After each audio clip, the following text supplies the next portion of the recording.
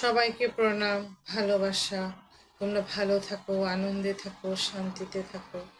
ঈশ্বরের কাছে এটাই আমার প্রার্থনা।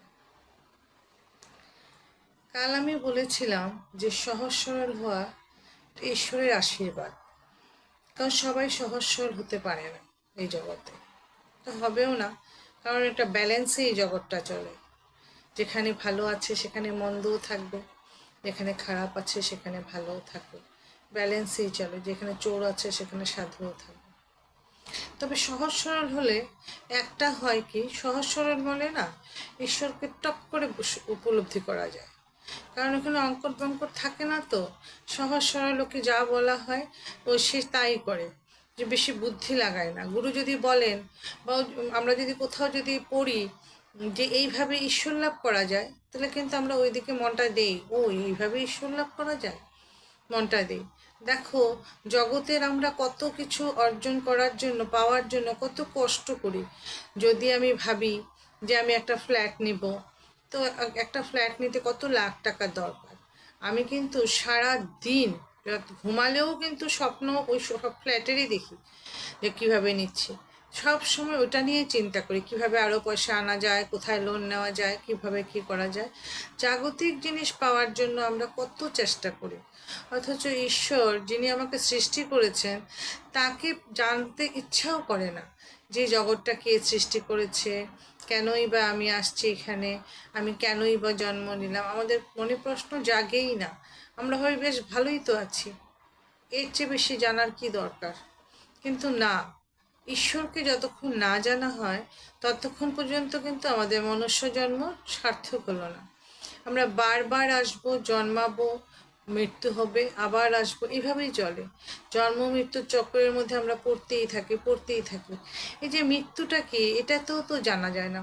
মৃত্যুটা কিছুই না। আমরা দেখো, একজন মানুষ মরলে কত শোকাগ্রস্ত হই, বা যে মরবে তারও কিন্তু মরতে ইচ্ছা করে না। সেও কিন্তু, যে একটা 80 বছরের বৃদ্ধকেও যদি জিজ্ঞেস করা হয় যে 80 বছরের বৃদ্ধ, জিজ্ঞেস না, 80 বছরের বৃদ্ধও কিন্তু চায় আরও 2টা দিন বাঁচি। কারণ এটা জগতের নিয়ম, জগতের মায়া। মৃত্যু কিছুই না, একটা শুধু ধরো এই শরীরটার মধ্যে আত্মা আছে, এই শরীরটা চেঞ্জ হবে। এই শরীরটা চেঞ্জ হওয়া মানে শরীরের সাথেই তো সব কিছু রিলেটেড। এই শরীরটাই তো সংসার, এই শরীরটার জন্যই তো সব কিছু। এই শরীরটাকে ভালো রাখবো, ভালো খাওয়া দেবো, ভালো ড্রেস পরাবো, ভালো লোকের সাথে কথা বলবো, আমি যেখানে গেলে আনন্দ ফিল করি সেটা করব। এই শরীরটাই সংসার, এই শরীরটাই নিয়েই আমরা ব্যস্ত। তো এই শরীরটাই শুধু ছাড়ে। এই শরীরটার জন্যই যত আত্মীয় স্বজন এই সেই সবই কিন্তু এই দিয়েই ঘেরা। এই শরীর আর মন দিয়ে কিন্তু আত্মীয় স্বজন সব কিছু ঘেরা থাকে।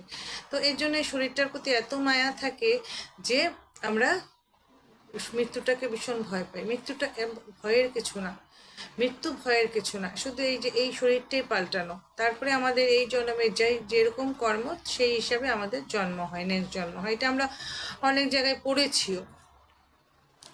তো এর জন্য না, এই জীবনটা নিয়ে এত সিরিয়াস হওয়ার কিছু না। যেটা হওয়ার সেটা হবেই, যেটা পাওয়ার সেটা আমি পাবই। যেটা আমি পাওয়ার সেটা কারো সাধ্য নেই আমার থেকে নেয়, আর যেটা আমি না পাওয়ার আমি যদি 100% দিয়েও দিই সেটা আমি পাবো না। এটাই হয়, এটাই হয়। যেটা হওয়ার এটা হবেই, কিছু করার নেই। দেখো, আজকেও আমি বলছিলাম এই কথাটা, আমরা যে কিছু করতে পারি না কেন কি, দেখো আমি দুপুরবেলা অনেক রকম রান্না করলাম, পঞ্চব্যঞ্জন রান্না করলাম, দুপুরে সুন্দর করে খাবো সবাইকে নিয়ে। হঠাৎ একটা খবর আসলো যে আমার ওষুধ পড়েছে, আমাদের বাড়িতে ওষুধ পড়েছে। গেল না, খাওয়ার দাওয়ার সব গেল। আমরা কিছু করতে পারলাম? পারি না তো। আমরা সাধারণ সাধারণ জিনিসটা দিয়ে বুঝি, পারি না আমরা কিছু করতে, কিন্তু তবু আমরা নিজেরাই মাতব্বরি করি, নিজেরাই কর্তাগিরি করি। এইসব না করে যদি আমরা ঈশ্বরের মতে মন দিই, আমি বারবার ঈশ্বরের মন দিতে এর জন্যই বলি, কারণ ঈশ্বরকে ভালোবেসে, ঈশ্বরকে ভক্তি করে, ঈশ্বরের সাথে কানেকশন করে আমরা তাকে জানতে পারবো। তাছাড়া ঈশ্বরকে জানার আর কোনো সহজ কোনো পদ্ধতি নেই। ঈশ্বরকে ভালোবেসে ঈশ্বরকে কেমন ভালোবাসা বলে, এত ভালোবাসা, যেমন মানে সে মানে স্বামীর যেরকম, তার স্ত্রী যেমন স্বামীর প্রতি টান, মায়ের যেমন সন্তানের প্রতি টান, বিষয়ের যেমন বিষয়ের প্রতি টান, 3 টান এক হলে যেই রকম টান হয় সেই রকম টান। যেন তোমাকে ছাড়া আমি থাকবই না, তোমাকে ছাড়া আমি বাঁচতেই পারবো না, এই রকম টান। এইভাবে এই টানটা কখন হয়? মনটা সহজ সরল হলে। মনে আর অন্য কিছু থাকলে এই টান আসে না, একদম সহজ সরল। একটা গল্প আছে যে একজন একজন ব্রাহ্মণ একবার পুজো করার জন্য আর অন্য গ্রামে গেছেন। তো তার ছোট ছেলেকে বলে গেছেন যে তুই আজকে পূজায় দিবি, ঠাকুরকে খাওয়াবি তুই কিন্তু। তো ছোট ছেলে, বালক ছেলে, তার ভিতরে কোনো অঙ্কট বঙ্কট নাই। সে গেল পুজো দিতে, পুজো দিয়ে ভোগ টোক দিয়ে বলল ঠাকুর খাও, খায় না। ঠাকুর খাও, খায় না। অনেকবার বলল, তারপরে বলছে দেখো আমার কিন্তু এত বসার সময় নেই, তুমি খাও, নয়তো বাবা এসে রাগ করবে, বাবা বলছে তোমাকে ভোগ দিয়ে তোমাকে খাওয়াতে। তারপরে সে কী করলো, আসে না যখন, সে কান্নাকাটি শুরু করলো যে আজকে তুমি আমাকে বাবার কাছে মার খাওয়াবে, তুমি আসো, তুমি আসো, তুমি এসে খেয়ে যাও। ঠাকুর হাসতে হাসতে এসে আসনে বসে সব কিছু খেয়ে চলে গেল, ভোগ টোক খেয়ে।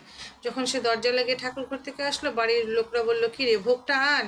বলে না, ভোগ তো ঠাকুর খেয়ে গেছেন। বলে কি বলিস? বলে সবাই মিলে গেল, ঠাকুর ঘরটা খুলে দেখে ঠিকই থালের চারিদিকে একটু সে একটু ভাত টাত ভোগ টোক পড়া আছে। তখন তখন দেখলো যে দেখো সত্যি তো ঠাকুর খেয়ে গেছেন। এই দেখো, সহজ সরল মনে শুধু ঈশ্বরকে ডাকলে ঈশ্বর দেখা দেন। আর এটা প্রমাণ আমরা অনেকেই আছি, এটা দেখা দেন উনি দেখা দেন। উনি কখনো সাকার রূপেও দেখা দেন, কখনো নিরাকার ব্রহ্ম রূপেও দেখা দেন। তো আমরা ঈশ্বরকে ডাকি, তবেই কিন্তু ভালো থাকতে পারবো। নয়তো জগতের এই যে ধাক্কাধাক্কিতে জীবন ভালো যায় না গো। এটা আমরা সবার জীবনেই আমাদের অভিজ্ঞতা আছে, যায় না। তার জন্য আমরা ঈশ্বরকে ডেকে ঈশ্বরের সাথে থেকে ঈশ্বরকে নিয়ে থাকবো, ঈশ্বরকে ভালোবাসতে বাসতে একদিন আমরা ঈশ্বর অনুভব করতে পারবো। তবেই আমাদের মনুষ্য জন্ম সার্থক হবে, আমরা ভালো থাকতে পারবো, আনন্দে থাকতে পারবো। তো আমি আমার ইষ্টগুরুকে প্রণাম করে আমি এখানেই কথা রাখলাম।